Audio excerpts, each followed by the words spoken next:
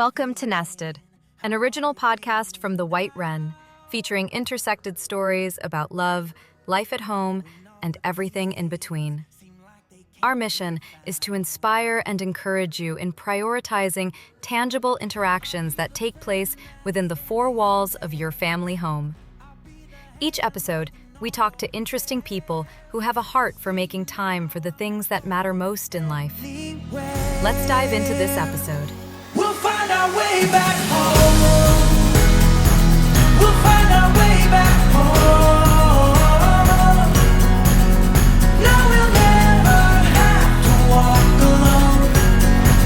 We'll find our way back home. For this episode, Brent Deitrich, publisher at the White Wren, sits down to chat with Kellie Hetler, a photographer and disability advocate based in Michigan.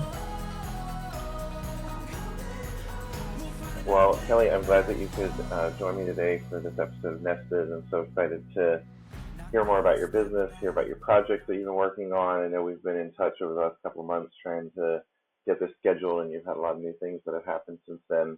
And so I'm excited to hear about that. And I'd like to start out just by you telling everyone, what your name, what your business name is, kind of how you got started in photography and doing what you're doing.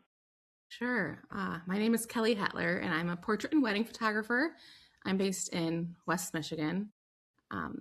I specialize in photographing people with disabilities, so that's something unique about my business. I've been photographer for, I don't know, you kind of lose track after a while. I think 19 years, but it's been forever and a half. So yeah, I don't know. I'm kind of a grandma in the industry, but it's okay.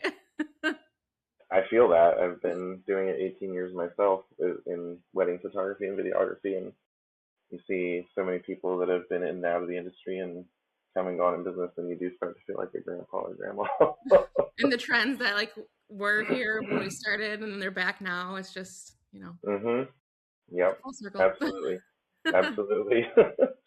Well, what got you into it initially when you first started? Was it like something you went to school for? Or was it just something you were like, I'm really good at this? Or like what initially led you into this career? Well, I always was interested in photography. I wasn't like the one that had a camera in my hand forever, like everybody says. Really, what got me interested in it was my wedding photos were bad. So sadly, I didn't have great wedding photos, and I didn't want that for everyone else. So my husband and I got married really, really young. We've been married 20 years this summer. We weren't even old enough to drink when we got married. And then he asked me, what do you want to do for a career? And I was just like, I want to be a wedding photographer. And he goes, okay, then do it. So we went for it. There's really not a great, huge story other than that. Yeah. Did you have something else in mind before you got married that you thought you might do? I mean, I was 20. I had no idea. Yeah. Yeah. I was just Fair. so, anything, let's go. And Yeah. had the energy for it. So I get that. You started out doing weddings then? yeah, Is that what you still do, or do you do some families and stuff now too, right? Yeah, Or is it I do portraits as well, but lots of weddings. And then now I'm doing education as well. Just mostly educating people how to work with the disability community and serve that community well. So it's kind of a different education than most photographers do, but one that is close to my heart. So yeah, but I did weddings and portraits back then, and we have a huge family, so it was really easy to get into. nice? Like your extended family is huge, or like your own immediate family? Yeah, I have 28 nieces and nephews, so it was easy to kind of roll into that right from the get-go. Yeah. It sounds like the home I grew up in. My mom had 10 brothers and sisters, so a lot of cousins, a lot of That's a big lot of family brothers and gatherings. sisters. Yeah. You kind of don't know everyone's name after a while. It gets tricky. Yeah, I mean, when I was a kid, it was easy. Like I had my core group of cousins and whatever, but once I got married and like all the cousins started having kids and stuff, and like I don't see them all as much, and I'm like, I don't know who you are because last time I saw you, you probably were a baby or something. Yeah. Like what happened here? Just explodes. Yeah, exactly. So tell me about why the working with disabilities was near and dear to your heart. What happened? What was your story that got you into that? So I have two daughters. One is 15 and one's almost 11. When I was pregnant for my 11-year-old, we found out that she was going to have some differences with her arms, and we really had no idea what that meant. So when she was born, we eventually saw her arms. She was missing radius bones in both arms. And then also, she was missing several fingers on each hand. So she has limb differences in both of her arms. What we didn't know until after she was born was that she was also going to have a heart defect, and she was going to be born deaf and have several other like abnormalities that come with the overall syndrome that she had. And that like rocked my world, of course, because the world was not made for her. So we kind of had to figure out a new way to live. And oh my goodness, like it was crazy. The first year she was born, I hardly remember it because I think I have PTSD from it. And just trying to survive running a business and, like healing from a C-section and then having a baby in July in Michigan, which is prime season for us. And then also figuring out how are we going to communicate with a child who's deaf that doesn't have all of her fingers in her hands, so she can't do sign language. It was just a roller coaster, to say the least. But once that kind of settled down and we were out of the just surviving stage, we were able to, or I was able to kind of look more at my career and look at the wedding industry as a whole and kind of see a lot of gaps and kind of see that it wasn't really ready for her. I know my daughter is so far away from getting married, but well, maybe not. I mean, I was only like 20, so maybe she's not that far away. Oh gosh, that's scary. But I wanted to start getting the wedding industry ready for Gabby. So that's really where I joined the two together and started advocating in our industry. But it takes a lot of work, not just on my end. Yeah, yeah. Wow, that's crazy. I didn't think about that. I knew we had done the feature a while back with her in it. Yeah. I didn't think about that with the sign language and like not having the fingers and stuff to do sign language either. So that's definitely a challenge. How did you all resolve that? Like how do you communicate now? Well, that's like a whole 5-hour conversation, but I can give you like Oh a really my. quick overview.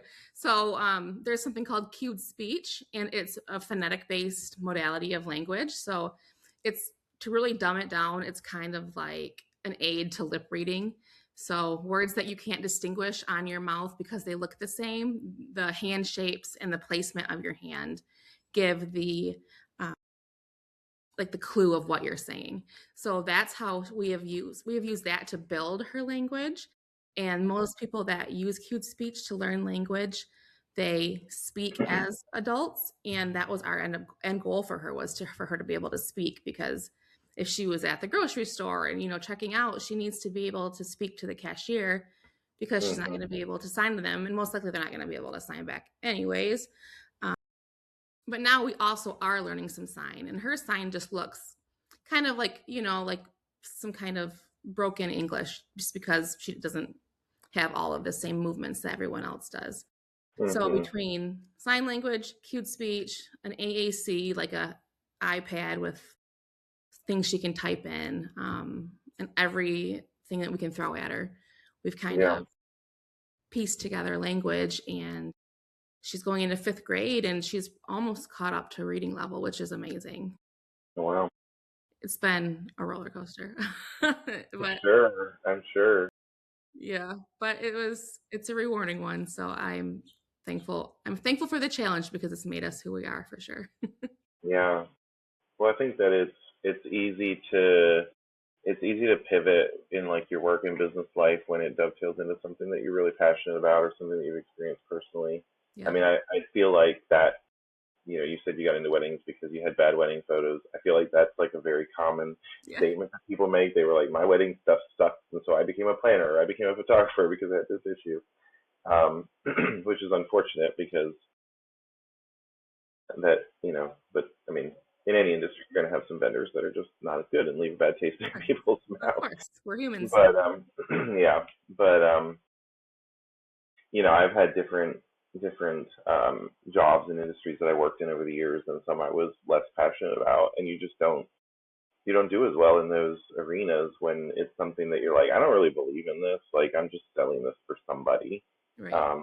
And so I think that that's awesome that you've used that to create that space in the industry, because I do think that, I mean, I don't think until we did this first feature that you had done with us, I don't think I'd seen anything like that in the industry. You know, even the thing you sent the other day that we were talking about with the bouquets and things like that, like I was like, man, I never thought about this. Like, so it's really cool. I think it's a very niche space, obviously.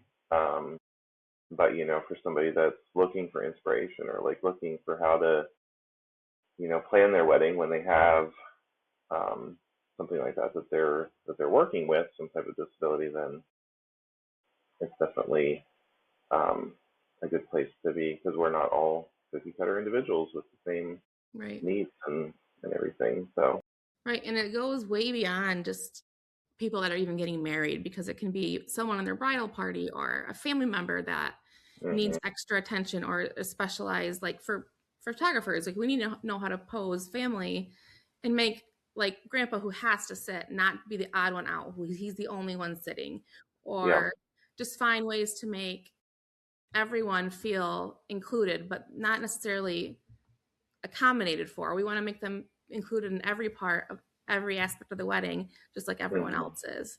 So it's really important that we as an industry kind of make it not just an accommodation, but a standard, in my opinion. Yeah. Have you ever, like outside of your family, then have you had jobs that you've worked with people, like they've come to you because they had some sort of thing and they've seen the work that you've done and they wanted to have you as like their wedding photographer as a result of it then? Yeah, like last year, so I'm in Michigan. A bride found me who had limb differences, which was special to me because of my daughter, out in California. So I flew to her wedding in California and photographed it. I've been hired several times because of siblings of brides and grooms that had disabled siblings, knowing I would take care of their family well. I've shot at one of the nicest wedding venues in Michigan just a few weeks ago, because their family member had a disabled individual. So yeah, there's lots of opportunity outside of just the couple, and Yeah. people love their people, you know, so they're really wanting to take care of them, and then that's important to them on their most special day that they're going to have in their life. So it really carries into everything we do. Yeah, for sure. And I think that's something that has definitely shifted in the industry recently, especially with how Gen Z views their wedding day, in that they want it to be more about their people and making their people feel special. They want it to be like less about them and being like a show of them, and more about like the whole experience with the people they love. And I really like that. And like you said, we've seen these things come and go. Obviously there's a pushback towards like more documentary leaning photography, which when I started photography, that was what everybody was doing. You know, it was all about documentary, then it was all about fusion photography with video, then we went fine art editorial, and then we went to, you know, it's been all over the place. But I do like the push towards prioritizing the people that are at the wedding, just because I do think that it kind of runs counter to the culture that we're currently in right now, where everything with social media has been so much about me for so many years. And I think people are burned out on it, and they're burned out on performance, and feeling like they always have to have a happy face for everyone who sees them on Instagram. And I think that's kind of translated into this general feel in the wedding industry too, of, you know, let's make this more about the people that are here. Let's make it, you know, more of a party for everybody. Yeah. Make them feel special, and just having fun with the people that are there, instead of feeling like it's just a production. And I've had a lot of couples that have been saying that in the last couple of years, and I really do. I don't love every trend that shifts in, but I do like that. I like seeing that, and I think that ultimately what we need to realize in the wedding industry is that we're there to serve these people. Like, we're not just there to make pretty art for ourselves or make something that goes viral on social media. Like, we're capturing a memory for them that's going to be part of their family for many years to come. And it's special for them, and we should respect that and like honor that and honor the people that are there. So I think that what you're doing really, really resonates into that as well, um, and the way that you're able to serve those people. So Yeah, it's I love very, how very cool. it's not as heavy on tradition. I mean, tradition's still there, but it's still about the couple's unique things that they love um, and the unique details. It kind of makes it almost easier for the people that have disabilities too, because they're really unique. So it makes it not such an outlier too. So the unique things about the wedding industry nowadays, I just feel like lend a nice hand to that. I just, Hmm. I don't know. It's Yeah, kind of a nice, it's getting better, I guess. yeah, That's what to say. yeah. It takes a while. It's getting better.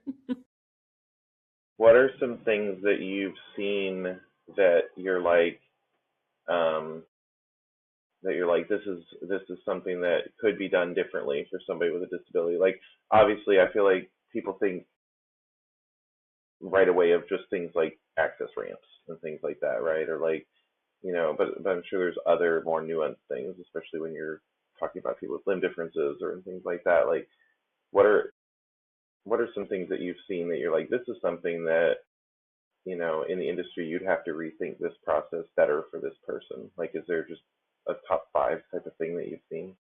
Well, something that I suggest to everyone is to include a question on any intake forms or questionnaires, like, do you have any accessibility needs, or is anyone in your wedding, like, depending on what your specialty is. Like, if you're a gown shop, you might not need to know like their guests' needs, but like kind Mhm. of knowing those things ahead of time really helps you prepare and make sure that your space is accessible or your services are accessible. Um, and asking those questions to everyone right from the get go, not just people that you think are disabled, because we shouldn't be guessing, because that's just not great. And there's so many invisible disabilities as well, like you would never know. So there might be someone coming in that needs time to take a rest if they have some disability that's like an invisible one that they need, like MS or something. They need more rest time. They get tired out easily, things like that. Or make sure there's extra chairs around just in case we need to have a seat, or just there's just it's endless what you could do. But really thinking about those things in advance and having the intake form ask that in advance. And also on your website, there's like widgets you can add to have accessibility. It's actually, I think it's might even be a legal thing now that you're supposed to have that. And that just like shapes your website. It helps read the alt text, and it can change your website around if someone has any like reading disabilities, things like that.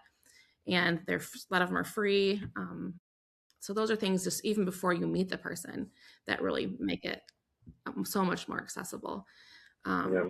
Photographers, I really encourage them to learn more about posing, because one of the biggest complaints that I've had from brides is that they don't only, if they're a wheelchair user, they don't only want to have photos seated in their wheelchair, which, like, of course, that's what most of them will be because they are seated in a wheelchair. But as the creative photographer, we should be able to like think beyond that, and get Mhm. creative. If they're able to Mhm. transfer them to a different seated position and something else other than their wheelchair.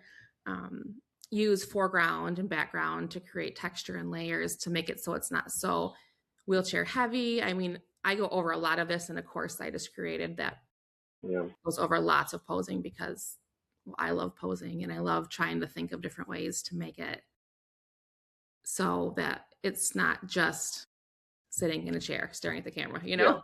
Yeah. Yeah. I mean, you should do that with anybody, really, whether they're whether Yeah. they're disability or not. Like, just think up some new things. Yeah, I mean, you totally should. But I think when people get like a photographer that's never worked with someone in a wheelchair, gets a client that shows up in a wheelchair, they're just like, freeze. What do I do? Mhm. It does limit Mhm. you, but it also like makes you have other opportunities you wouldn't have had before. So Yeah. if we Yeah. can just reframe it a little bit. Yeah. Have you ever had so okay, so you said like think about other things like transferring the person, and ultimately you have to like factor that into your timeline, right? If like you might need somebody's gonna need to help that person. Like you're gonna do some more moving around and stuff for pictures and stuff, so you have to give yourself a little bit extra leeway there too, probably, right? Yeah, timeline. Sometimes you do need a little extra time just for those transfers. And I mean, in a lot of the photo shoots I do, we have like the bride that's a wheelchair user wearing a big gown, and that's not always going to be very actually be able to happen on a wedding day because big gowns and wheels aren't really a great mix.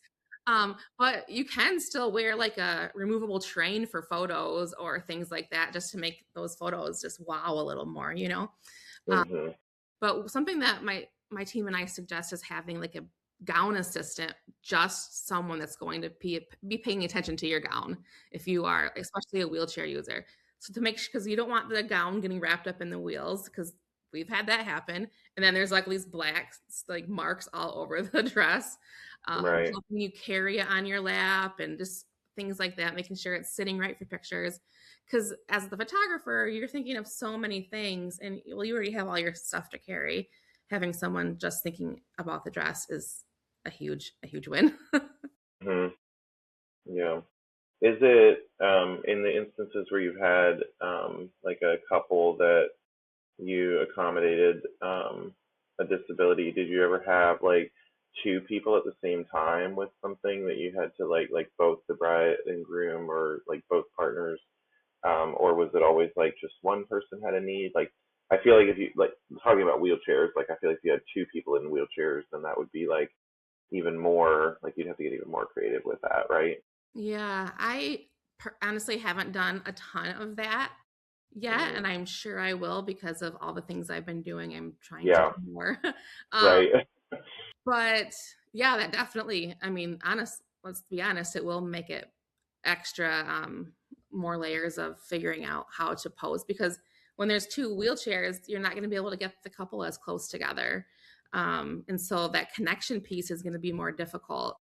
Probably moving them to a space where they can actually get close together would be a really nice way to have them that connection there. I photographed a couple last year. I don't know, time just goes by. I can't remember. um, and like the bride was the wheelchair user, and then the groom was able-bodied, and I really wanted that connection piece, and I didn't want him constantly like hunching over or bending over to get close to her. So we transferred her from her wheelchair to like a patio seat because we were next to a pool. And then they sat next side by side to each other. And then he was able to wrap his arms around each other and get really close that way. And the bride just like broke out in tears. And I was just like, what's going on? Are you okay? Like, and she said, yeah, we just never really get that close to each other. And we're never really that intimate. And we never have that much of, I mean, not ever, but it was just like a really special moment for her because Yeah. they got to connect. And that was really eye opening to me that that we were able to create that moment and um, Mm, capture those images. I just, never had thought about it because I haven't had to live that. Um, yeah. Yeah. so yeah, lots of things to think through. And shooting together before the wedding day, obviously, like any engagement session, is a huge win. Mhm. Right. Because you get to learn all the nuances of what you need to do and What how they're people work comfortable with. together. Hmm. Yeah, exactly. Exactly. Well, that's cool. Okay, so tell me about I actually just logged into your course just a little bit ago because you sent me the thing and so I was just looking at it. Yeah. And I see that it looks like it's some videos and different modules and stuff to work through. So let's talk a little bit about that. Like, tell everybody what your course is about and what you're hoping to educate people with. I mean, we probably talked about a little bit of that, but just Yeah. kind of a review of what it covers Well, besides just posting and stuff. it covers a lot. I've had it in my head forever, and then I finally had someone help me get it out of my head into some kind of system because it just felt like a huge task for me. I couldn't wrap my mind around it. So, Yeah. um, we've shot so much content at all these photo shoots and these conferences I've spoken at in the past couple of years. So we kind of compiled it all and brought it together. And there's lots of video of me shooting, so you can see how I work with the couples. There's lots of posing. It's heavy, like for photographers and videographers, but there's also a ton of individual, like vendor specific mini courses built in there. So for catering and hair and makeup and venues, florists, all sorts of things that you can buy just individual mini courses if you didn't want the whole course. And then there's like ADA guides, so American with Disability Acts. There's stuff like that to help you make sure your business is complying with ADA guides.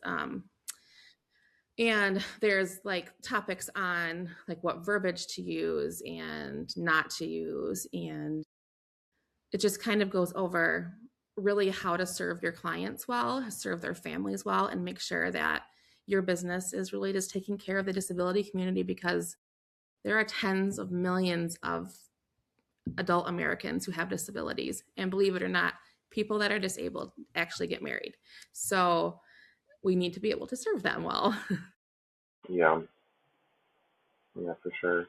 And people can find that course on your website, right? If they go to your website, it's linked in there. My website's hetlerphotography.com, and then it's just under course tab. It's hopefully not too hard to find. Yeah, cool. That's awesome. How has the feedback been from people who have you had people using it so far? I know it was pretty fresh launch. Yeah, it's pretty newly launched. So far, people seem to enjoy it. We actually just got a huge partnership with Maggie Sotero that we announced this week. Maggie Sotero is a gown company. You probably know who they are since you've been in the industry for so long. Yeah. And they partnered and sponsored the course and us as well. So yeah, they're talking about the course and sharing it with all of their followers and everyone, because they're very like forward focused on inclusion and making sure the wedding industry is representing couples as a whole. So we are incredibly floored and blessed to have them alongside of us. That's awesome. Yeah. Very cool. Very cool. See, I'm looking through my talking points here, but I feel like we've hit a bunch of them already.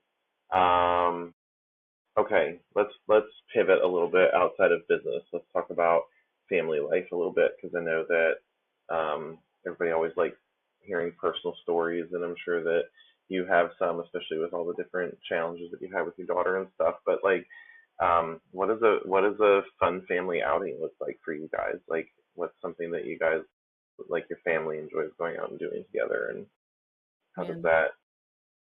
I'm sure there's always challenges when you're dealing with something of like, oh, well, we can't go do this because, that's not a sport everyone can play or whatever, or like an activity. So like, my daughter is so just like jumps in and does whatever. She's awesome. She's not shy. It's her older sister who's shy, and my youngest that's disabled is just like, whatever, I'm going to do it. Get on my way.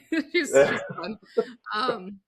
We love sports. Our family loves football, so fall is our favorite time. We love going to football games. We love going to U of M football games, because that's where she got her cochlear implant, so that's really fun. I am ridiculous and got suckered into buying a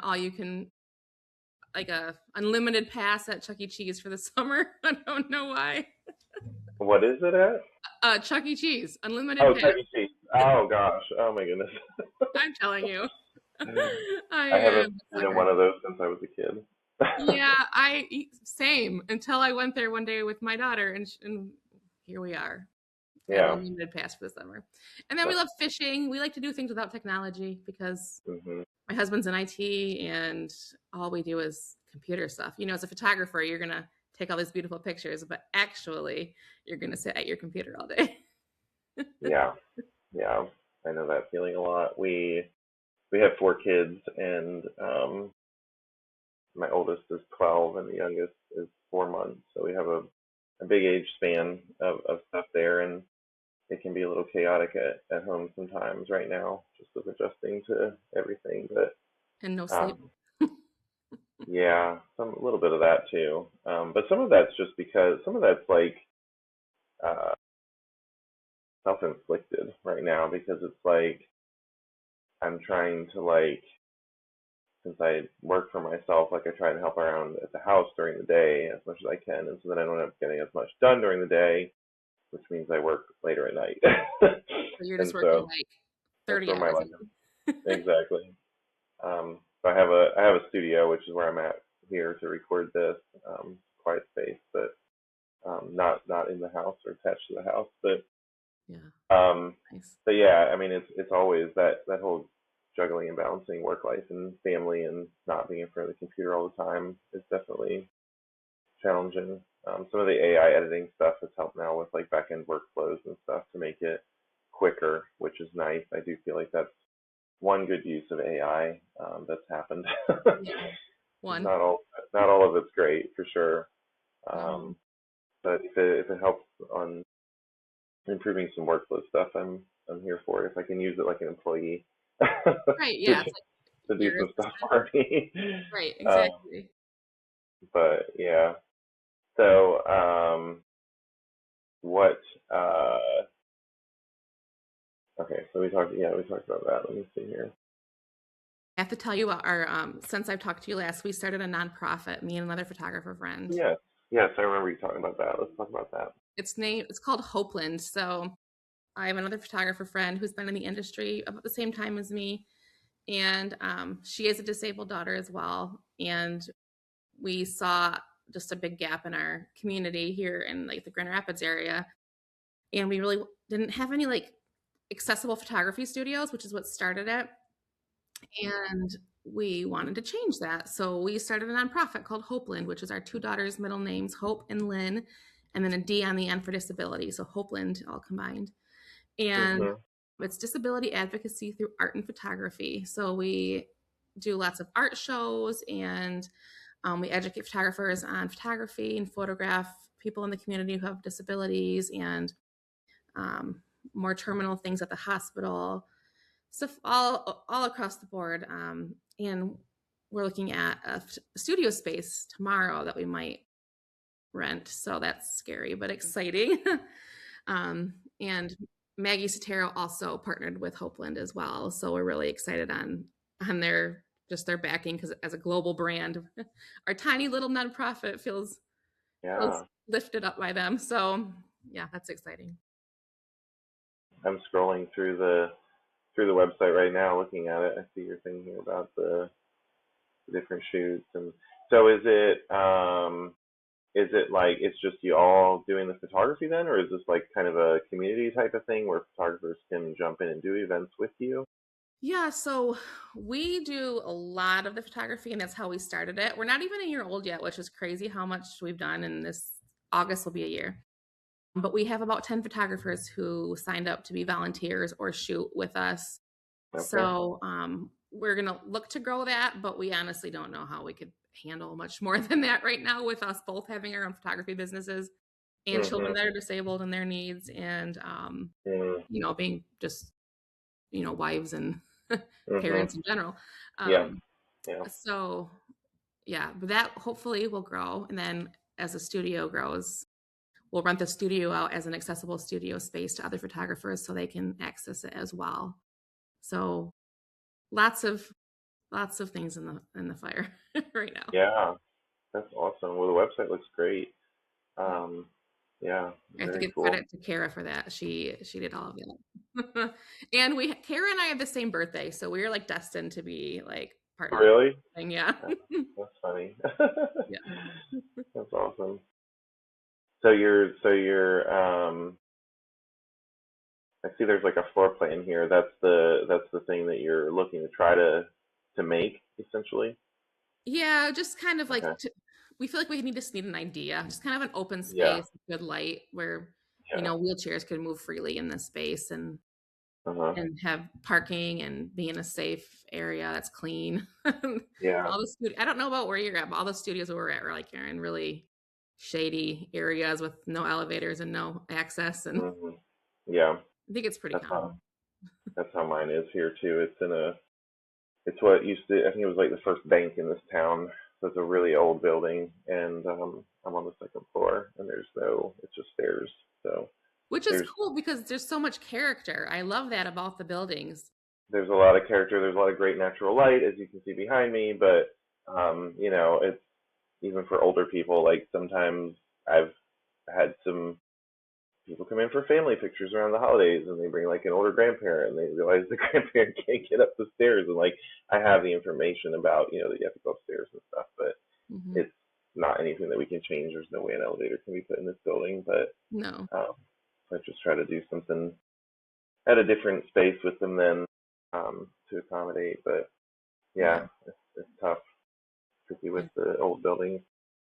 And just to have a budget with a new building is like not feasible for photography hardly. It's just you don't make enough, revenue Yeah, to sustain yeah, it. So for it's sure, it's for interesting. sure. I mean, even the overhead on any we rent out to other photographers to come in here and use the space, or like have small meetings and stuff like that too, as like a way to defray, which it sounds like I see on your thing here about having like memberships and stuff, which will help you all with that too. So Yeah. yeah, We got to well, figure all of those things out. yeah, that's very cool. Um, so with the Maggie Sotero partnership, um, are they focusing on like doing like specific dress lines and stuff too that kind of accommodate different disabilities and stuff, or is it just more like a custom tailor per person type of situation, or So, what we are focusing on this next year is building a mini course within my Art of Accessibility course for bridal shops. So okay. that's something we're going to be working on in the next couple of months. Mhm. Um, and then after that, we will be going out to their headquarters to do a photo shoot to just create more content for them and for ourselves. We're really trying to saturate the market with more content of brides. I always just say brides because that's Maggie does. Yeah. So all of their dresses will be featured on brides of all different disabilities. And then we'll just trying to saturate the market with that. So there's just a lot more representation mixed Mhm. into the market. So, Yeah. when my daughter gets married someday, she can search bride with limb differences and there will be pictures of brides with limb differences, or bride with cochlear implants. There'll be pictures. She can actually see hairstyles. Um, Yeah. so there's just trying to create more content. Yeah. That's awesome. I do really feel like it's something that probably a lot of people haven't thought about unless they're dealing with a personal situation like you've had. So it's kind of one of those things when you hear about it, you're like, oh yeah, that's like a no-brainer. Like, why isn't that done? Right. But probably a lot of people just haven't thought about it. So I think that's really cool that you're filling that space for sure. Definitely looking forward to sharing more of that on the White Wren as you go along too. So it'd be Yeah. really cool. I'll keep Yeah. sending more and I'm trying to create as much as I can, but man, Yeah. I'm one person over here. I know. Do you do photo and video for weddings, or is it just photo only? Just photo. I Yeah. cannot even imagine wrapping my mind around a whole Yeah. nother thing. Just Yeah. chatting drone is a whole nother thing. Yeah. I And I know. shoot film, of course, for White Wren. So it's like Mhm. that's a whole nother thought process as well. So Yeah. yeah, Yeah, for sure. video. Whew, no thanks. Yeah. They that I've watched videographer friends edit and shoot, and man, that looks so much harder than photo. It's a lot more intense. I mean, we added video into our offerings for my business probably about 10 years ago. Yeah. And so we have a really good team of people. Like, we just work really well together, and like, I trust all the people that work for me, that we just know how to do the photo and video together. And it's gotten to the point where it's just so easy. Like, when we're posing people or we're doing something, like, we're always going to be incorporating movement into it at the same time, so that we don't have to repeat the same things for video again, and be like, and now do this, but in movement. Like, so it saves a lot of time. It's just very efficient. But yeah, video editing is a whole different beast. And I do think that like the editing of it is just, it's so much because it's not even just like the time to do it, but it's that you're just working with like huge file sizes that take a lot longer to process and work through. And so you have to have a lot of time in rendering and stuff like that, and more powerful machines and such. Yeah, the But data. Jeez. yeah, and the data management, like people were like, well, I just want all the raw video, and I'm like, no, but you don't, because it's a terabyte, and Yeah. like, you don't have a terabyte, so like, What would you do um, with it? I mean, yeah, like what are you gonna do with that? So it's just a lot more.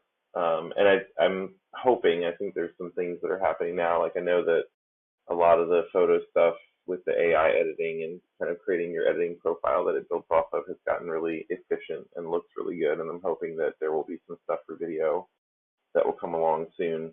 All I really like, I just want some things that will, like, if I'm doing a ceremony video, that will take multi-camera angles and like put it together and pick the best scenes, so you don't sit there like going through it, because that's a time-consuming process.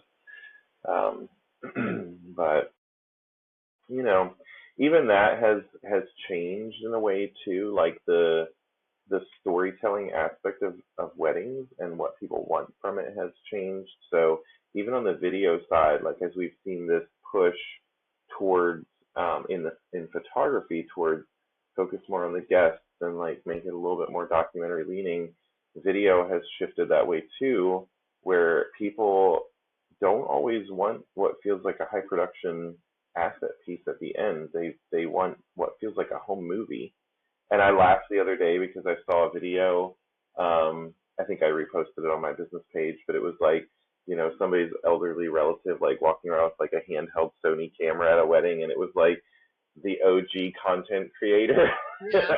And I laughed because I was like, that's literally like what Uncle Joe would do. Like just walk around and record everything. And that's how people are now. They're like, we just want to see like all the people that were there, like what they were talking about. We want to hear that conversation. That we don't necessarily want it in like a artistic piece. Like maybe they want that, but they also want to like just rewatch it and like laugh at what people were saying or what the conversations were, like what so and so, looked like their hair color during that time or whatever, like Right. all the little stuff like that. What they were Um, wearing 20 years ago and their exa- one-liners. exactly. So I think that that's another shift that we've seen as well, where people, they want more of that personality behind the wedding day to Yeah. show again, because I think we lost a little bit of that probably over the last decade when everything became just Fun. so pretty and like Mm-hmm. so curated, and I think we lost a little bit of the soul behind why are people getting married and like Yeah. what are their lives Agree. like and who are their people. So um, Yeah, that it's a really good plays balance. into, Need a good balance of it. yeah, that really plays well into my thoughts on representing the disability community, just why are we getting married? Why are we why are we Yeah, here serving them? exactly, exactly. Yeah, for sure, for sure. Um, what's some good ways that you de-stress from like all of this? Because I know managing your own business is like always so much, and it's hard to like put it in somebody else's hands a lot of the time because nobody is as passionate about it as you are. And I know that you're passionate about what you're doing because we've talked enough and I've seen what you do that I know you're passionate about it. Yeah. But like every so often you gotta unplug and let it go. And how do you handle that? What's your de-stress methods? I try to go on vacation every year, do Yeah, something and not work, which I don't know if you ever get to go fully on vacation as a business owner because you still have to like respond to your inquiries or something, like, oh, it's so I hard. know, I Um, know, I yeah, just know. try to take little weekends and my husband and I go away. We're gonna go because it's our 20th anniversary this summer. We're having a big 20th anniversary party, so that'll be fun. Nice. Um, just trying to do things that don't involve my camera, honestly. Mhm. Yeah. Don't bring my camera. I think that's one of and maybe some photographers are like really good at this, but like I don't take my camera to family events I don't and anymore. stuff. I just don't. It's not that I don't like it. It's just it feels like work, I guess, to Yeah. me. Like I use it so much for work, and so You have to be I've got on, you know? yeah. Then you feel like you're like in event mode or something, and so I've gotten some other things that um, I've tried to use, like a camp snap camera, Yeah. one of those little ones. Hmm. So I use that a little bit more for like family stuff. And then the other day, a friend was at a thrift store locally here, and she texted it. She saw like one of those tiny sorry, not the cyber shots, the Sony cyber shots, like the real little ones with the lens that comes Yeah. out, and they're like so little and flat, and it was like $40, and it was like they sell for like $200 on eBay, and I had kind of been thinking about one just to use in weddings here and there. It's just a fun little because it's retro now, even though it's from like 2014. The kids are like, "Oh, it's a retro camera," and so I got that, and it was like really fun. It's so tiny, it's like smaller than my phone, and Hmm. so I was like carrying that around to like some little events and stuff we were at because it doesn't have any settings. Yeah. There's no there's no shutter speed or anything. Like you just poop, pop, take a picture. Like, um, and so it's a little bit. It makes it more fun for me, I think, Hmm. to capture like Yeah. Well, you don't have to family put it in stuff. your Yeah, editing queue weddings. and like Yeah, that down at too. Lightroom and edit all the pictures and cull them and oh Yeah, my gosh, like you don't want to do that with Christmas. I just yeah, or Easter or whatever. yeah, yeah. My wife does. She's like really good. Almost every picture she takes on her iPhone, she pulls into Lightroom Mobile and edits some point afterwards, and then re-exports it. And I just am like, I can't do it. Like I have so many pictures on my phone that are not edited in any way, but I just Yeah. I do it too much for work, and I don't have the time to do it that way. But yeah, I don't know. I feel like anytime I can use a camera in a way that feels fun for something family related, um, like even a disposable camera, like something I just don't have to think about as much. That I can just shoot on for fun in the moment and not have to worry about editing it later. Yeah. Is, That's is what's more fulfilling. me too. I just anytime I cannot be at my computer, the better. Yeah, yeah. Are your kids into photography as well? Like, are they into other things? And I mean, I gave my daughter, my older daughter, one of my old cameras, and she said she's going to be in the yearbook, do the yearbook staff because she's in high school now. But other than Uh, that, maybe the phone they'll take pictures, but that's nothing creative really. Just yeah, which is fine. I don't care. yeah, Whatever they want yeah, to do. yeah. My oldest daughter, she's in that. I mean, she does like to take pictures, and she likes to paint. She's pretty artistic and creative, but every time I ask her, like, what do you want to do? She's like, I'm gonna be a photographer, obviously. Like, Obviously. I'm like, well, you don't have to. Like, you don't have to do that just because I do that. She's like, no, Right. I want to do it. So she's going this weekend to help me with we're doing a little event, a 50th wedding anniversary party for a couple that a planner that I work with is involved with, and so they're having us bring our photo booth. So my daughter's gonna help with that on the photo booth Fun. and stuff. So she's been itching to go and do more weddings with me, but she's 12, and I'm like, if it's a short wedding, that could be fine, but Yeah. like you're not gonna want to do like a 10-hour wedding day with me with Long like day. my whole team and everything. It's a lot. It's a Yeah. lot for me as an adult. Right. Um, it's like overwhelming for a kid. Um, Yeah, my so daughter's gonna assist me at a couple weddings this summer, but they're shorter days. She's almost 16. I think she'll be mhm, and she's gonna get paid, so I think she'll be able to handle it. If not, yeah, I'm gonna tell her suck it up and go sit in the car. I don't know. yeah, You have no choice. right, right, No, she'll be yeah. good. I No, mean, I she think it's. Go sorry. ahead. I was gonna say she loves she's been really into preserving flowers. So she's been drying flowers and making resin Uh, art with them and selling it oh, at that's craft cool. shows and stuff. So that's something she's been enjoying. Nice. Yeah. And my Yeah. youngest, the one that's disabled with limb differences, has been loving origami. And so it's amazing. She just sits there and she can draw like better than anybody I know. And I'm like, girl, you don't even have like you have one finger that moves. Like, I don't know how you can draw like that. It's Wow. don't count her out. Yeah, that's awesome. That's awesome.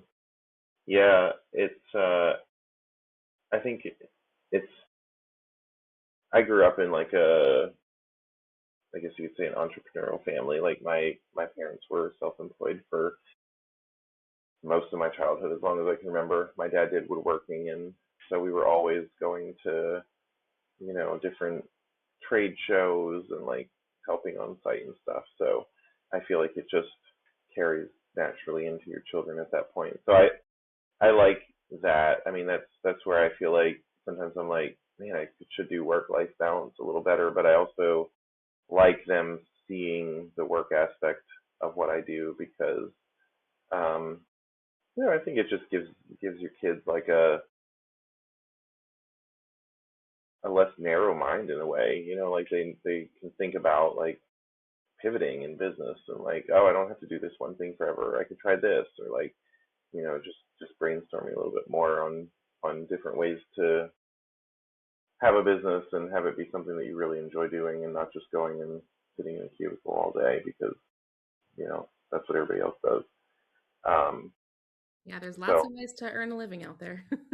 yeah, yeah, and I've actually been doing the market thing with my daughter this year too. So funny that you said about doing because she got a 3D printer and so she's been doing different designs and selling them and making these little like clicky things that the kids like to play with and she's been doing really well. But it gives her great people skills, to be out there with people, um, selling and talking to them and having conversations, which I think is so important for kids to learn how to work with adults and like live and be able to conversate well.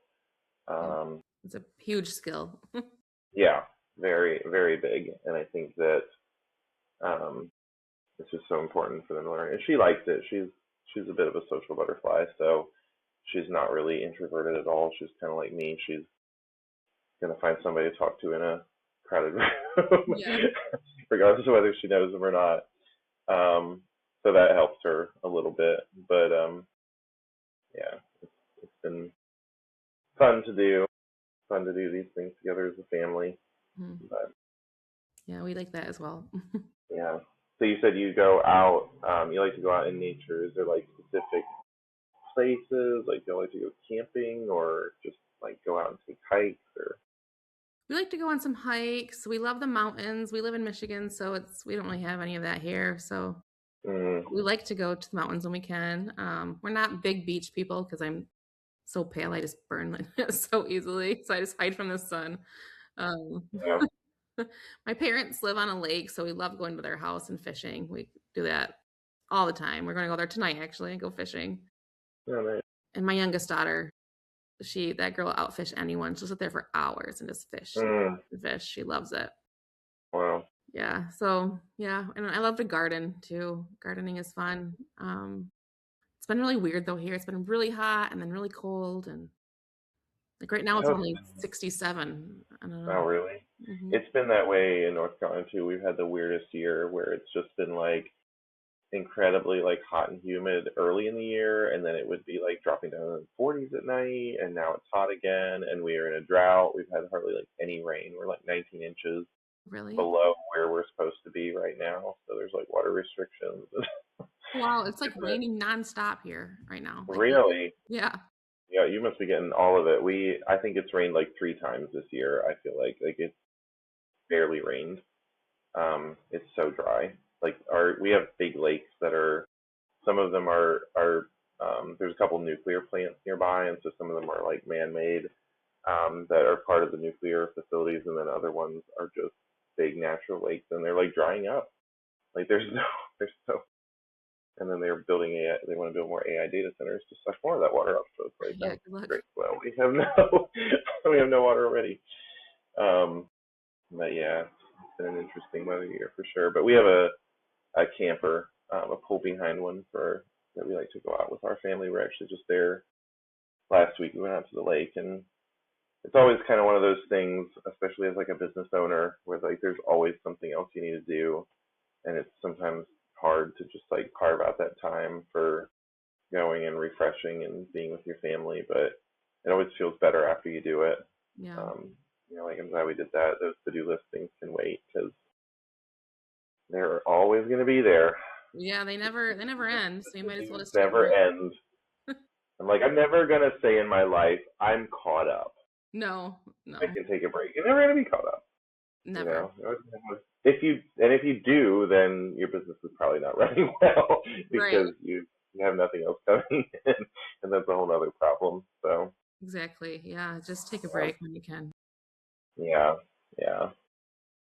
Well, let me ask you just kind of one thing to wrap up. I know we talked about a bunch of different people and stories and things that you've worked with. Is there like one impactful thing that you've done, and not necessarily just with somebody with a disability? I know that's something that you're heavily focused on, but like through your wedding photography, was there like a really impactful way where you felt like you really touched somebody's life through your work, or were able to like just really serve them well, that is like a standout moment to you through 18 years, you said? 19 years? 19.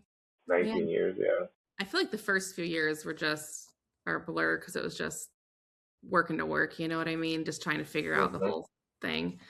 But I know the wedding I did last year in California was really special because the bride had a limb difference. And she also had a hearing. She was also hard of hearing, so which was very similar to my daughter. And then my daughters came with us on that trip, and my mom came too to like hang out with them when we were at the wedding. And my husband assisted me at the wedding, and then we hired a second shooter from out in California. And it was just really nice to be able to serve that family because like the mom and I just connected because, well, we have the same daughter almost, you know, so it was really, really special. And just to hearing the way they talked about their family and my husband chatting with the dad and kind of seeing the flash forward in his eyes. I don't know, that was really, really kind of special to be able to do that for them and just be there. And they were so happy we were there. And she was so afraid to get photos taken because she was afraid that she wouldn't look beautiful in them. And then she told me that she wanted to have her arms hidden in all her photos until I became her photographer. And then she wasn't worried about it anymore. And so I was like, okay, I'm doing the right thing. I know I'm going in the right direction. I become like a big old mush pile and cry all the time, and I can't help it. Yeah. Which is it's not a bad thing to be sensitive, I guess. Just that means you have a heart, right? I'm always getting teary-eyed at weddings. Yeah. I mean, it's just sometimes, especially I think when you have kids and you're thinking about like them growing up and like this will be them someday potentially, and you're just like, oof. And then there's I think as a parent, there's a lot of reasons to cry when you're there. But yeah, that's a really special story. I'm sure that was like definitely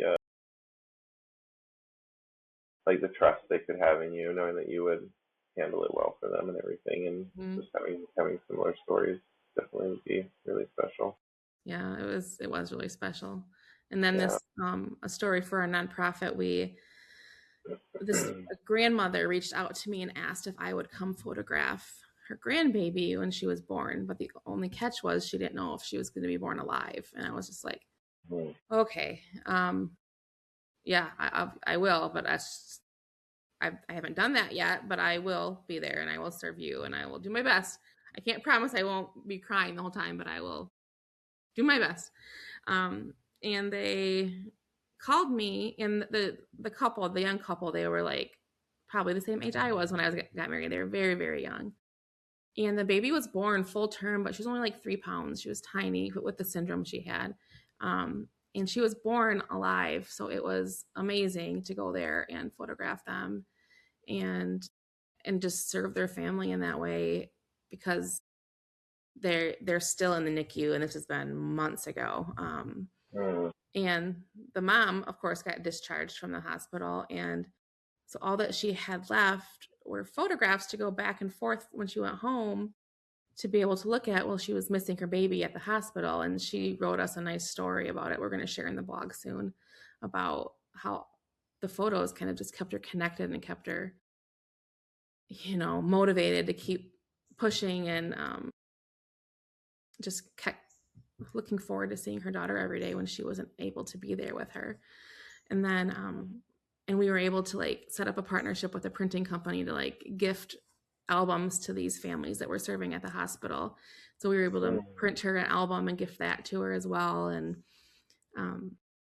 just trying to really include the community and other people trying to serve these families. So that one was difficult, and it still is difficult, but it could have been more difficult. But I'm really looking forward to serving more families like that in the future. I just need to get a thicker skin, but it's okay. It's not about me. It's not about me. Yeah. Oh, I know. I mean, this, yeah. There's definitely some hard things. Like I've seen the photographers that will go and take pictures. If somebody has like a stillborn baby or something that the baby passes, and I'm like, ooh, that'd be really, really rough to like do as a professional. But yeah, but what a gift it is that we have to offer. Yeah. So I just think if we can do that for these families, it's such a gift that they get to have for the rest of their lives. So yeah, for sure. I'm happy to give it if I can. Yeah, absolutely. Well, cool. Well, this has been a fun chat. I love hearing about all the stuff that you've done and your up and coming projects. Definitely will look forward to keeping in touch about them and seeing how they grow. And do you want to share with everybody where they can find you on the web and your socials as well? We'll put them in the show notes too, if you want to let people know. Yeah, Instagram is at Kellie Hetler. It's KelliEhetler. I have to spell the whole thing out. I lost all my social media last year, so I'm starting over because Meta didn't like that I was targeting a specific group, which was the disability community. So they kicked me off. So I'm starting over. So did they say, did they give you a reason why? Yeah, because I wasn't following the guidelines, and it was because of and it was, I feel like that's such a generic. They always are like, you don't follow community guidelines. And it's like, what does that mean to you? Yeah. And so now that I'm paying for the blue check, they've left me alone, but we're pretty sure it was because of targeting a specific group, because nothing else made sense. Wow. And it's just a bot, so they're not going to do anything, which was frustrating because I've had my Instagram for 15 years or whatever, however long Instagram has been a thing. So starting over has been a challenge. So follow if you want. Yeah, go follow. Yeah, and then Hopeland, our nonprofit is Hopeland, HOPELYND official, and that one took us 3 tries to get because they shut every single one down until we could get the third one.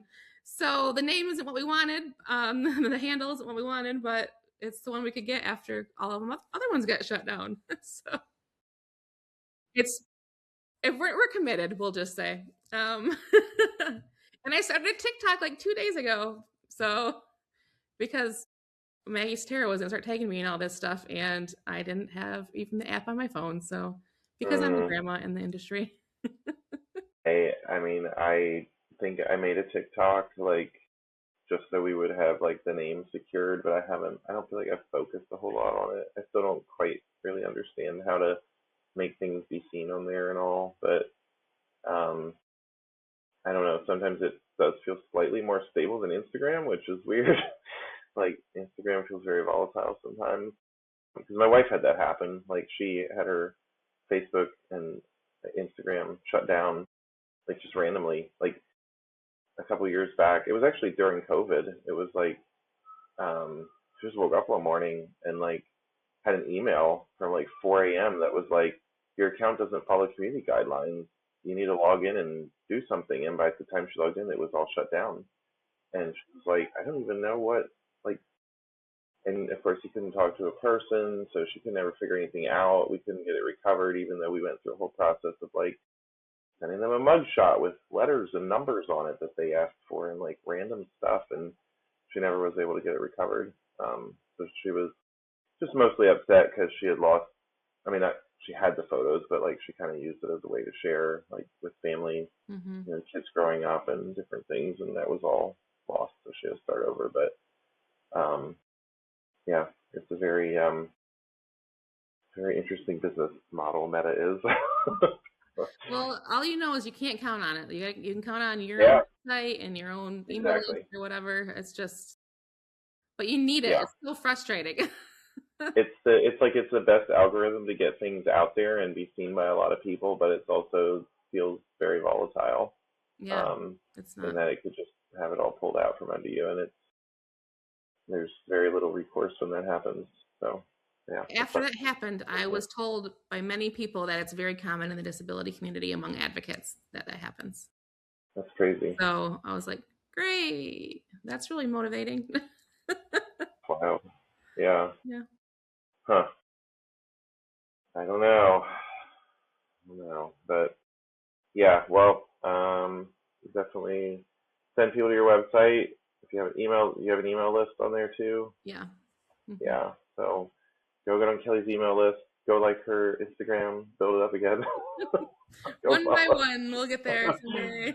And I feel like it's so much slower these days to grow Instagram than it used to be. Like it used to be really easy to get like a couple thousand at once, and now it's just like a trickle all the Literally time. one by one.